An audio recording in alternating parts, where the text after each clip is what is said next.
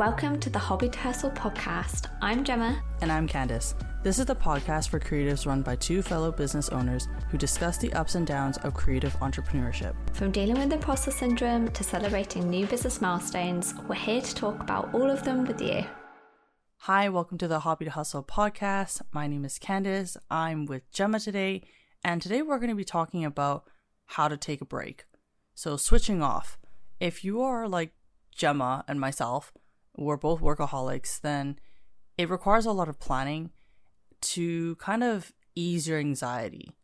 So I'm going to hand this off to Gemma first because she is the planning person out of the both of us.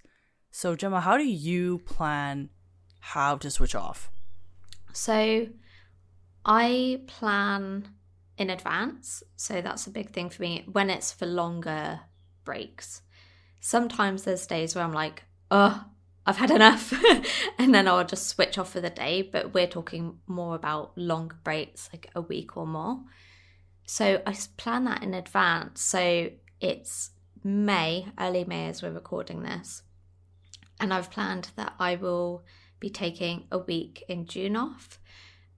So I've put that in my calendar. I've basically blocked off the week so I know that when I go to put anything in that I can't because that is a week off.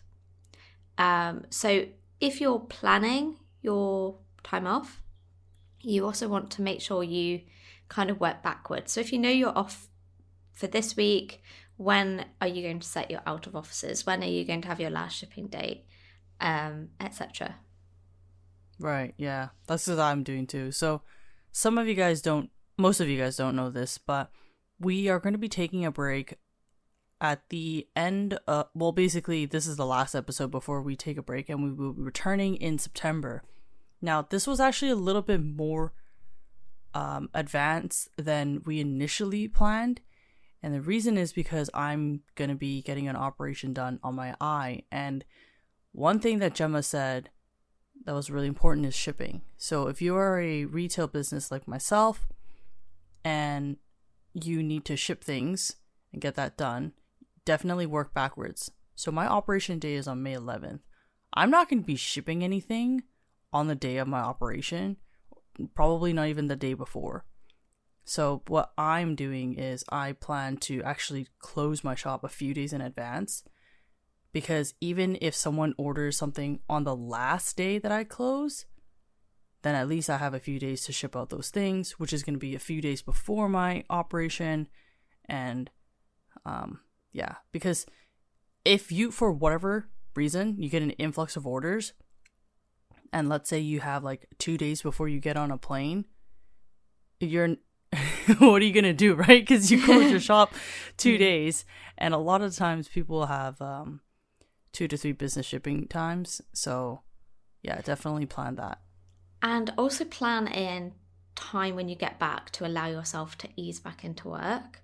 So some may know, some may not know, but I went to Japan recently for a couple of weeks, and it was great, but also exhausting. I still feel like I'm recovering now, and it's been like 3 weeks. But a mistake I made is, booking in a couple of workshops the weekend after I returned. I thought, a week and a half, that's plenty of time. It was not. I was still exhausted, and I didn't know what was going on in my business because I'd done a good job of actually switching off. So just consider that. Allow yourself some time to slowly ease your way back into business rather than thinking, I've got to do all this stuff, because it was a bit like that when I returned. Yeah, I was shocked. I knew you had a workshop. I didn't know it was the week that you came back. So the weekend. Get back on the Thursday, and I had 2 workshops the following weekend. So you do think, a week and a half is plenty of time. It was a lot. Yeah, no, because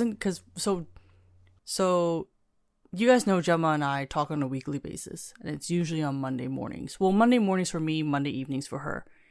And I was fully prepared to message her going like, hey, we can skip the Monday call since you just got back. And lo and behold, she messages me going like, I'm exhausted, I need a break. And I'm like, yeah, no worries, dude, take all the time that you need. You should like relax and just, you know, slowly get back into things. Don't book anything. And then like on the weekend, I saw that she had this major workshop thing, and I'm like, dude, she must have I know she set this up before she went on vacation. So I'm like, she's not gonna rest, and then we're gonna have to miss another week. Nothing, like, I don't care if we miss another week, but like, I know Gemma's not getting rest. So I was like, what are you doing? Yeah. So it was quite a lot, and it wasn't just one workshop. It was 2 workshops. Both were at new venues, which adds to kind of the stress level because I get nervous. And then one was quite a big workshop as well, so it was quite full on. So yeah, moral of the story, give yourself plenty of leeway. Yeah, definitely. So one point that I wanted to mention, because this actually happened to Gemma, it's when you take a break, make sure you take it in your own pace, because a lot of the times some people like to shoehorn as much stuff as possible, and I'm not going to get into detail. Basically, if you are taking a break, I want you to relax as much as you can. If your way of relaxing is going on hikes and stuff like that, that's great. If your way of relaxing is, you know, cuddling up to a plushie and stuff, lighting a candle, reading a book, then do that. You can try new things for sure. Set time with your friends. That's definitely important for when you go on a break. But don't do things that will exhaust you, and then when you come back to work, you feel like you're just exhausted. Yeah, because that was me. Because I don't know what I was expecting, but I did not expect to be so exhausted, because I was out for like 10 hours a day, just walking all the time, barely sat down. I packed the wrong shoes. Don't make the mistake of packing the wrong shoes if you're going on a trip where you're going to be walking all day. So I ended up coming back literally the most exhausted I've ever been. I was so tired. So the last thing I needed is to then have to jump back into business stuff. I just wanted to sleep. Even like the weekend just gone, I just want to sleep. I'm still recovering. Yeah, it's a lot. Like people, so I'm actually also going to Japan this year, and I got a lot of questions as to why I'm not going to like Tokyo and stuff like that. And so I'm only staying in the Kansai region with William, and yeah, a lot of my friends were like, oh, why don't you want to visit all these other places? It's not saying that I don't want to visit these places. First of all, I have the luxury and the privilege of going to a place. It's already great. I don't want to shoehorn everything because I know I'm a potato. That's not going to change. We've talked about this, right? We talked about this a few episodes ago, saying if you change into a full-time job and you were a potato before, you're not going to magically become like an early bird, right? You're going to be a potato. Yeah. So I know I can't, run around and experience all those things, which is fine. It's totally fine, because then I'll just try to save up a little bit more and go back to whichever country or whatever it is that I want to do again, because it, there's always there's time. So that's one of the key things is make sure you take the break at your pace. Yeah. And it doesn't have to be somewhere like Japan for you to feel tired. Yeah, exactly. It sounds harsh, but sometimes like family breaks can feel chaotic depending on your family, or even if you're introverted and you're going on a holiday with friends, like that may wear you out. So just keep these things into consideration. Although you're taking a break to do something, is it the type of break where you're actually going to come back rested, or do you need time to rest in your business, or from your business when you return? One suggestion that I have from a friend is to go around your local area and cafe hunting. It's so cute.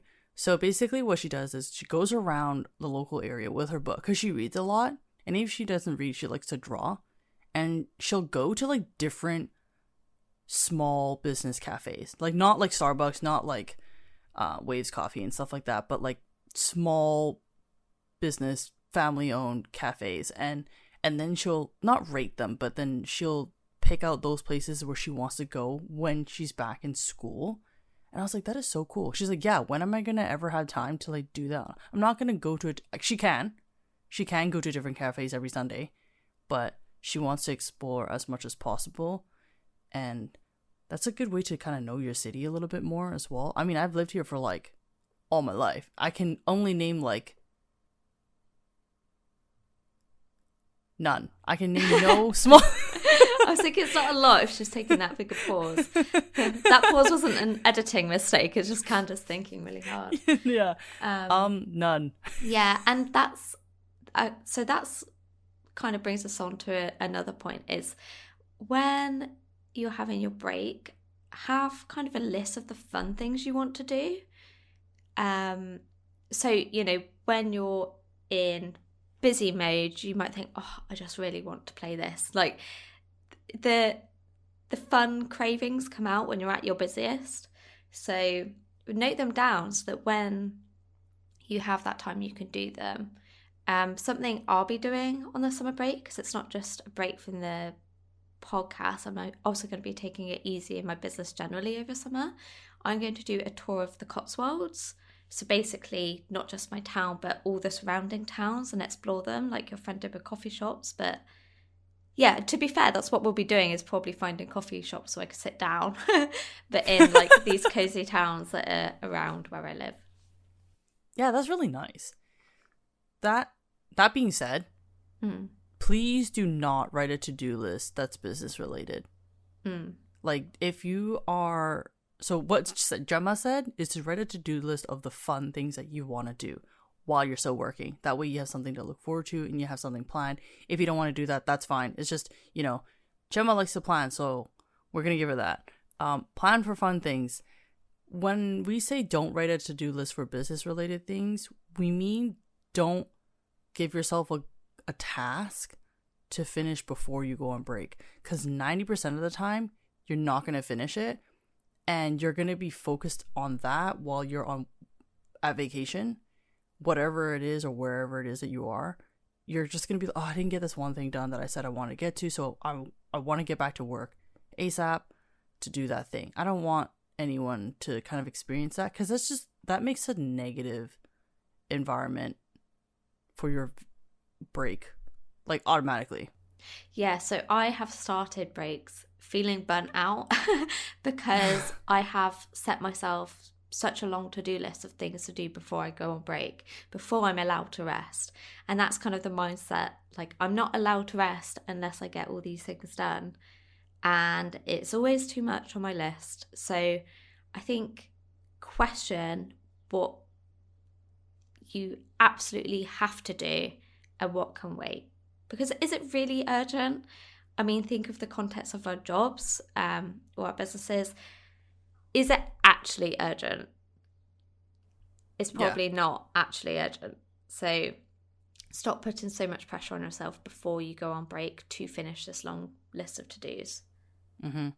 Yeah, Gemma and I were talking about it earlier. We're like, some of you might go like, oh, well, there are so many things that are absolutely important. I used to be like that. And Gemma would yell at me. She doesn't yell at me. She'll just be like, is it though? It's the should versus could do. If that's not enough for you to, if you're like me, you're going to move everything from the could do to the should, even though if you know it's a could. One criteria that we want you to kind of evaluate or consider is someone involved in the situation? So for example, Gemma and I have to record a podcast, and you know, if she wants to push it back, or if I want to push it back, I know someone is directly involved with my schedule because we're pushing back a production of something that is, you know, a co-op situation.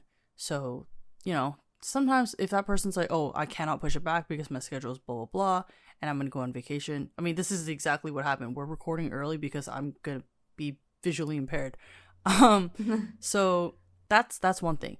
If it's something like on, you know, the retail side, the artist side, and you're wanting to do a shop update because you said that you wanted to do 15 things done and you only got 5 and you have two things left, that can wait.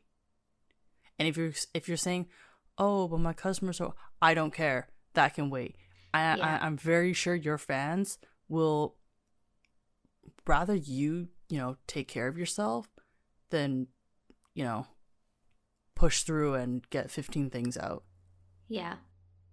And when I mentioned I was going on my break to visit Japan, people were really nice about it. They're like, oh, have fun. Like, it just kind of sets expectations for people you might interact with. They're not expecting you to work during your break. And if they are, then you need to fire them as a friend or customer if they're expecting you to work when you're meant to be resting. Yeah. I mean, like, I'm guilty of doing that, though. I'm guilty of replying to people when my automated message already goes out saying, like, I'm out of office, blah, blah, blah. And then someone messages me, I'll reply. Don't do that. So just set those things up, like your out of office things, and just leave it at that. Have a contact. Like, if you, for example, if you're saying like, oh, I'm going to be out of office, if you need something assisted and you have like a coworker or whatever, you can go message this person who may be available, And if it's a small business, just say, I'm unavailable until this date, and then stick to it. Hold yourself accountable. Make an announcement if you need to. Because that's what I did. I think I made like 4 announcements building up to this day already. Something like that. Like, I made it on my story. So they're not like solid announcements. They're kind of like soft announcements. But then I am planning to make a big announcement. Why do I make it sound so big? I plan to make an official announcement and then have it pinned on my social media, like on all social medias, and yeah. So yeah, you can think about announcements, set out of offices on your email, but also consider setting out of offices on your social media where applicable. So for example, I set out of offices on my email, but I didn't think to do it on Instagram because I don't really interact for business purposes on there. Although it's a business account, it's much more casual. But there was the one I'd forgotten about that I'd been interacting with on a business level via Instagram. And typically when I was away, that's when they were messaging, requesting something, and I missed it. And when I returned, I panicked because I thought, oh no, they think I've just ignored them for a couple of weeks. So give yourself that peace of mind and set out of offices kind of on all platforms where you might have inquiries. So I want to move us on to if you are a part-time business owner. So you work full-time and you work on your business on the side. You may be tempted when you book annual leave to work on your business. And I have been there, particularly in the early days where you get really excited to work on your business and you finally have the time to work on the stuff you've been wanting to work on. And I don't want to say don't do that, but just have a balance as well. If you book a week off work and you spent the entire week working on your business, where's the you time in that? So just be very considerate of that fact. Yeah, because nothing is worse than taking a break and then not actually taking a break and then questioning yourself, like, why am I so tired? Because then you'll forget. You're like, oh, I just went on break. I don't know why I'm so tired. Maybe I should do this. Maybe I should do that. When the only problem was because you worked. And I think it's easy when you're a business owner and you love what you do a chunk of the time. It's hard to switch off. Yeah. You just need to get out. Yeah, get out of the house. Get out of, no. or not if you're Candace. That's why I laugh. I was like, oh, I should say that, but I never leave my place. Yeah, I don't leave my friends the call house me out on that too. Oh, I do. It's really bad. I struggle to convince myself to leave the house unless Callum's here. I'm like, I make excuses like, oh, it looks like it might rain and I won't go outside, even though actually a walk would do me good. Anyway, we're kind of off topic, but Yeah. Basically, if you're part-time, don't work all the time on your business, still have fun, or else you'll be drained. Yeah. Yeah. It's just like, it's kind of like getting in practice. It's similar to meditating. Meditating is extremely difficult at first, but once you get into practice of like actually, you know, taking in the space and, you know, choosing a place where you can wind down, then that's good. It's kind of like finding your break space. For me, I know that I need to get out of the workspace. I need to not see work related things. And so I know I'm going to be moving soon. And one of the things that I'm concerned about is how I want to arrange my new place to make sure that, one, it's still spacious, but two, I don't see my stuff. So because I'm expanding my business now, if you're a retail owner and you're like me and you work from home and you're saying, well, Candace, I don't really want to get out of my space, but I think it's okay if I see my stuff at home. Like, I'm at home all the time anyways. That's what makes it more difficult, because you're at home all the time. So therefore, technically, you're surrounded by work all the time. The temptation to start drawing or like anything related to work is very high, because you can see anything that triggers your creativity, and then you'll go ahead and work. And then some of you might go like, oh, that's fine then, because then, like, you know, I'm relaxing. That's what helps me relax. Like, I still don't want you doing that. So for me, I'm actually gonna, in my new place, I'm gonna buy a curtain, and I'm actually gonna draw the curtain over my drawer, so I cannot, like, my shelf, so I cannot see my stuff. And it's cheap. I don't have to like leave my place. Yeah. And that's like a bit of a routine, isn't it? So usually when you work in a 9-to-5 job, you would have your commute to kind of switch off. That could be part of your routine, is like draw the curtain. Yeah. Some of you lock the doors. If you guys are closers or openers, you guys lock the doors and you're like, putting this key away, I'm done. Some of you work on your laptops a lot, you know, marketing, blah, blah, blah, close your laptop, I'm done. If you're at home and everything surrounding you is work related, draw a physical barrier that you know, and I think that'll do you some good. Yeah. And we've mentioned this a few times in the past, I think, if you like to also have fun at your desktop, so like video games or watching Netflix or something, can that be done elsewhere? So for example, I have games on my Switch, and my Switch is very underutilized, so I'll probably be doing that more in the summer, sitting on my sofa and playing video games there rather than at my desk, because as soon as I'm at my desk I start to get kind of restless because I know that work is also there. Yeah. I'm actually considering asking William how to set up my computer to have different profiles. Now, I should do that. I can't figure out if this... Yeah, because I know you can. I just don't know if this is so old in age that, like, it's disappeared. Because I'm pretty sure. Can. Yeah, because me and Callum share his computer. So I go on my profile on there. Yeah, so you must be able to. Because at the minute, I have different Google profiles. So I switch between Google profiles, but it's so easy to access all of them. But actually, that is genius. I'm going to look into this. Yeah, because you're going to have to log off. You're going to have to go into the new thing. And then, yeah. I know one thing that is going to be less annoying is like, or more, could be annoying, is sometimes you have to run things as administrator to, you know, have everything function properly. But that's where I'm going to ask William to help me on that. If I can't run as administrator on my, like, play computer, I don't care. I don't need to work on my stuff anyways. I shouldn't be accessing my printer.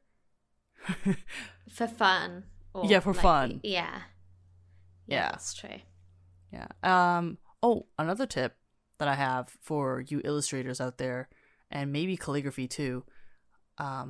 If you are going to be taking a break and calligraphy, you know, illustration is your way of relaxing, I highly suggest looking into either the writing style that is not the same as yours, or illustrating something that's not related to what you do. So for example, when I'm taking a break, I can't draw Kit and Dina related things. Absolutely not. Or else I'll feel like I'm working. I can paint. You can use it. You can do different medias. Yeah. Yeah. So, yeah, I agree. So, obviously, I do calligraphy. And sometimes I miss just the relaxation side. So, I create calligraphy, but I use pointed pen. So, normally I would use brush pen, but I use pointed pen because it's more of a setup. It's not a tool I use all the time. And I kind of associate it with the relaxation side of calligraphy for me now. And watercolour, because I love just painting random shapes and doodles and just having fun. And going, Callum, look what I've made. And he's like, what is that? And I'm like, I have no idea. But it's fun. Yeah, so I agree. You can still connect with your art form, but just in a different way. Yeah. Because I cannot paint to save my life. And William can't either. So when I go, hey, do you want to paint for fun? Both of us are like, you know, painting away. We don't know what we're doing. We're causing a mess, but that's okay. But yeah, like that's the whole point of taking a break, is to remove yourself from the work environment. And if, you know, whatever it is that you're doing, that's a skill that's related to work, maybe consider doing something else. Yeah. Cool. And one last tip, I think this is the last tip, is uninstall apps. So when I was away on my Japan trip, I uninstalled Facebook, Instagram, Gmail, Pinterest, basically every app that triggers work mode and that I could check. So uninstalling is better than saying you won't check stuff, because guess what happens? You will check stuff if it's on your phone. So just uninstall them. Yeah. It's definitely an easier way of, you know, rather than trying to hold yourself accountable, because we all know you're not going to.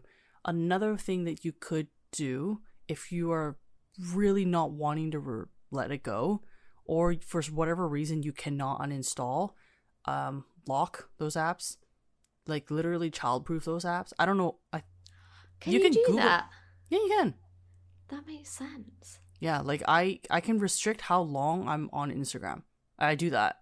Like my phone will be like, oh, you have like a few minutes left on Instagram, blah, blah, blah, and then locks you for the day. And then I can't access it. Anyone who is on my mailing list will know that I've been having a battle with these apps, because it was really hard at first. When I had a moment where I was waiting around, my instinct was to open these apps. And I'm like, oh, they're not there. That's really annoying. What do I do? But then once I got over that, I enjoyed not constantly like doom scrolling. The amount of time I waste scrolling through random crap like on Facebook and Instagram, and I just didn't miss it. But then, it's like an addiction, isn't it? Social media. So I installed them, and then I'm like, no, why am I doing this? Uninstalled them, then I reinstalled them, then I uninstalled them. I've like uninstalled them like 4 times since coming back in 3 weeks. I'm trying to cut down. Yeah, I get it. The one thing that really helped me, now this is expensive, but like the one thing that really helped me understand that those social media apps are really not that helpful for me was when I was on that cruise and I literally had no reception, and I had no access to those things. At one point I did think about working, and I was like, oh, there's nothing else I can do. We're waiting for a show. I'm full as heck from our meal. So maybe I'll go on my phone. And I'm like, oh, wait. I don't have reception. Nothing's going to work. And then that was like on day 3 of my vacation. And I just didn't care afterwards. So sometimes uninstalling is great. But if you have zero self-control like myself, and you're probably going to try to reinstall the app afterwards, and if you're in an area where you can, just lock it. Because the phone will not give it up. It's kind of like those wine bottle locking things. Some people... I don't know what those are, but like you know what I'm talking about. Yeah. Like, for those of you listening, I'm sure you know what I'm talking about. It's like those ads where you put a lock on your bottle and then you can't access it until like X amount of hours, I think they have that available on your phone. If you have a lot of self-control and you just want to have like a second, line of defense in terms of trying to switch off, you can always, if for those of you who have iPhones, you can set your do not disturb prior to, you could do this on your own, like on a daily basis anyways. A few months ago, maybe 6 months ago, I changed my notifications so that I don't get notifications basically. And sometimes it's awkward, like when Callum's asked for help and I've not seen the message, but 9 times out of 10 it's stuff I don't need to be seeing, and that's helped get rid of a lot of this digital mental clutter. So definitely look in reducing notifications. When you say message, you mean like iMessage? No, like Facebook Messenger. That's where we tend to communicate. Ah, okay. So I'm part of a group chat that I enjoy, but I don't need to be receiving 100 messages during the day when I'm trying to work. So I cut down on those notifications as well. But it means occasionally I don't spot when Callum needs help with something. Right, okay. Yeah, it makes sense if you message you on Facebook. Because how I have it set up is, so during the day, between 9 a.m. to 6 p.m., I have my notifications on, and it's okay for like personal stuff to go through as well. After 6 o'clock is priority only. So if you are in my favorites list, then I'll see the notification. Or if you emergency call me. And then after 11 p.m. or 12 a.m., either or, doesn't matter. It's on full do not disturb, and the only people who can access me are if you are on my favorites list. And like I don't put that I don't put that list lightly. That sounds so bad. I'm not picking favorites, okay? I know like, what you mean. Yeah. People shouldn't be able to access you in the middle of the night unless it's urgent. Yeah. Like for example, my sister once phoned me at 4 a.m. in the morning, and I was like, oh no. Because if you receive a call at 4 a.m. in the morning, it's not good news. And a family member had recently had quite a serious accident as well. So I thought, oh no. And she was like, Gemma, guess what? I'm like, what? And she's like, I got a raise. I'm like, Amy, it is 4 a.m. in the morning. Man.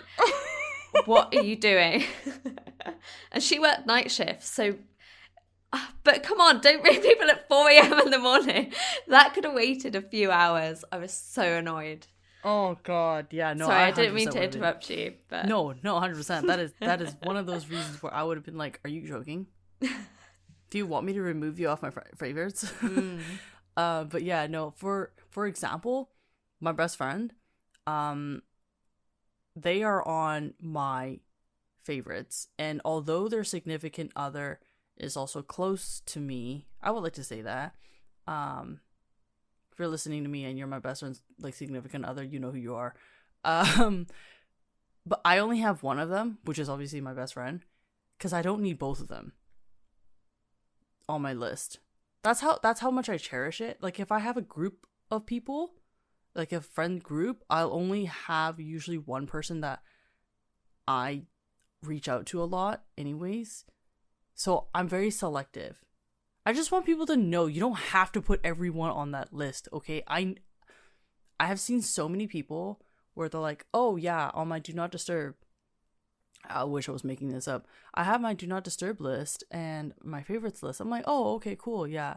Like, and we were just randomly talking about like something, and they were like, oh, I have my parents on there, I have my siblings on there. I'm like, yeah, it makes sense. And then they started listing off like 10 to 50 other people, and I'm like, dude, that's your whole contacts list. And they're like, well, you never know if it's an emergency. And I'm like, what? Okay, if that's the case, what you can do is have it set in a way where your favorites call will go through immediately, and the calls that come in, so I don't exactly remember what it's called. Let me look it up real quick. So it is called settings. It's not called settings. It is in your settings. Let's see.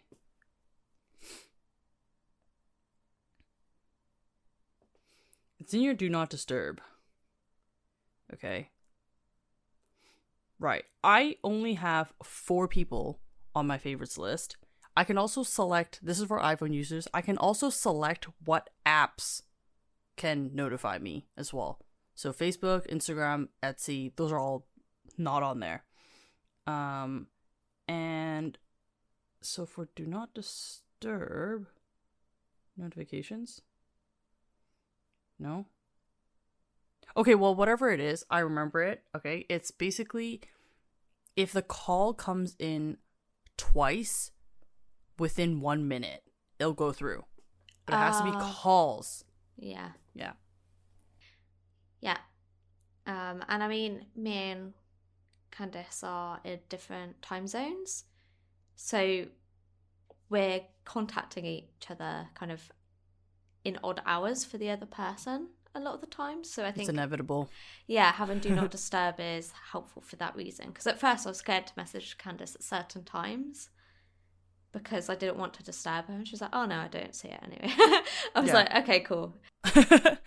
I'll see it when I need to see it. It's usually when I wake up. It'll still go into my notifications, but like I have to manually check, but my phone won't go off. Yeah. The only thing that will go off automatically without anything is my security camera. Oh, I used to have that, security camera, but there's a spider that's been building a cobweb in front of our camera for a while. So it used to freak me out when I got a notification at 3 a.m.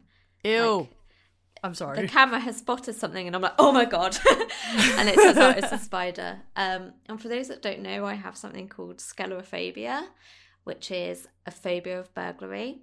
And it's kind of eased in recent years, but it used to really trigger me. So having that turned off actually helped as well. I would be so triggered. If that was me. Yeah. I cannot. There was one time where the garage security camera picked up on something and I saw a leg and I just threw my phone like a spider leg. Oh, I thought you meant a person leg. A person leg would be creepier. Oh no. I was like, wait, you threw your phone and just left it. Freak out. No, but I saw a foot, like a spider's foot leg thing, like just poke up and then like land, and I'm like, no. Anyways, went off on a tangent. But yeah. Okay. Okay, so that wraps up our discussion on how to switch off. We hope you found these tips helpful so that you can switch off better and be better rested. So we will be taking a summer break, as we mentioned. So we will not be uploading any new podcast episodes, but we will be back in September. So keep your eyes out. Make sure to follow us on Instagram. And yeah, we will be back. Don't forget as well, if you haven't left us a review yet, please leave us a review because it lets us know that you're listening. And yeah, I think that wraps up season 1. Yay, cool, yay! I'm gonna clap my hands. I don't care. We did a lot for our first season, and I'm really excited. Thank you all for listening to us, and yeah, we're gonna take a break, and we'll see you guys in September. Bye.